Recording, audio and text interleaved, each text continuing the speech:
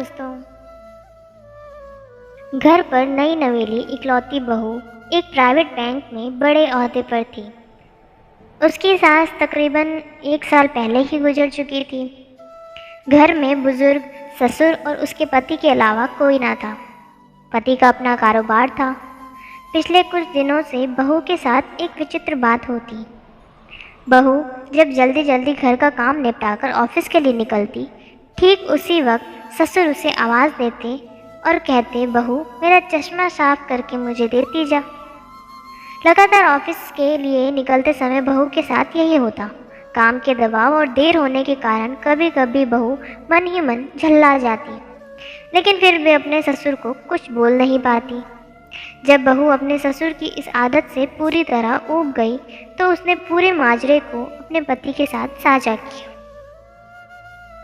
पति को भी अपने पिता के इस व्यवहार पर बड़ा ताज्जुब हुआ, लेकिन उसने अपने पिता से कुछ नहीं कहा। पति ने अपनी पत्नी को सलाह दी कि तुम सुबह उठने के साथ ही पिताजी का चश्मा साफ करके उनके कमरे में रख दिया करो, फिर ये झमेला समाप्त हो जाएगा। अगले दिन बहू ने ऐसा ही किया और अपने ससुर के चश्मे को सुबह ही अच्छी तरह साफ करके उनके कमरे में रखाई। लेकिन फिर भी उसी दिन वही घटना पुनः हुई और ऑफिस के लिए निकलने से ठीक पहले ससुर ने अपनी बहू को बुलाकर उसे चश्मा साफ करने के लिए कहा। बहू गुस्से में लाल हो गई, लेकिन उसके पास कोई चारा नहीं था। बहू के लाख उपायों के बावजूद ससुर ने उसे सुबह ऑफिस जाते समय आवाज़ देना नहीं छोड़ा। धीरे धीरे समय बीतता गया और ऐसे ही कुछ वर्ष निकल गए। अब बहू पहले से कुछ बदल चुकी थी। धीरे धीरे उसने अपने ससुर की बातों को नज़रअंदाज करना शुरू किया और फिर ऐसा भी वक्त चला आया जब बहू अपने ससुर को बिल्कुल अनसुना करने लगी। ससुर के कुछ बोलने पर वह कोई प्रतिक्रिया नहीं देती और बिल्कुल खामोशी से अपने काम में मस्त रहती। गुजरते वक्त के साथ एक दिन बेचारे बुजुर्ग ससुर भी गुजर गए। समय का पहिया कहाँ रुकने वाला था, वो घूमता रहा। छुट्टी का एक दिन था। अचानक बहू के मन में घर की साफ सफाई का ख्याल आया। वो अपने घर की सफाई में जुट गई। तभी सफाई के दौरान मृत ससुर की डायरी उसके हाथ लग गई। बहू ने जब अपने ससुर की डायरी को पलटना शुरू किया तो उसके एक पन्ने पर लिखा था, दिनांक 26/10/2019।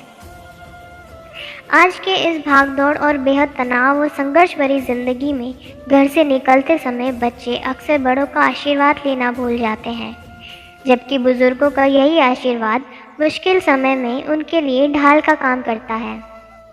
बस इसीलिए जब तुम चश्मा साफ कर मुझे देने के लिए झुकती तो मैं मन ही मन अपना हाथ तुम्हारे सर पर रख देता था, क्योंकि मरने से पहले तुम्हारी सास ने मुझे कहा था कि बहू को अपनी बेटी की तरह प्यार से रखना और उसे कभी भी ये मत महसूस होने देना कि वो अपने ससुराल में है और हम उसके माँ बाप नहीं हैं।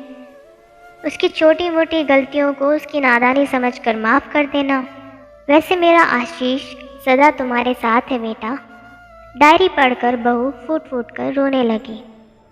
आज उसके ससुर को गुजरे ठीक 2 साल से ज़्यादा समय बीत चुका है, लेकिन फिर भी वो रोज़ घर से बाहर निकलते समय अपने ससुर का चश्मा साफ कर उनके टेबल पर रख दिया करती है, उनके अनदेखे हाथ से मिले आशीष की लालसा में। जीवन में हम रिश्तों का महत्व महसूस नहीं करते हैं, चाहे वो किसी से भी हो, कैसे भी हो, और जब तक महसूस करते हैं तब तक वह हमसे बहुत दूर जा चुके होते हैं। रिश्तों के महत्व को समझें, उन्हें सहेज कर रखें। फिर मिलेंगे दोस्तों एक नई कहानी के साथ। तब तक के लिए हंसते रहें, मुस्कुराते रहें, अपना ख्याल रखें और इसी तरह हमारे साथ जुड़े रहें। धन्यवाद। अगर आपको ये कहानी अच्छी लगी और इससे कुछ सीख मिली तो चैनल को सब्सक्राइब ज़रूर करें। आपका एक सब्सक्राइब हमें इसी तरह से नई नई कहानियाँ आपके लिए लाने के लिए प्रेरित करता है।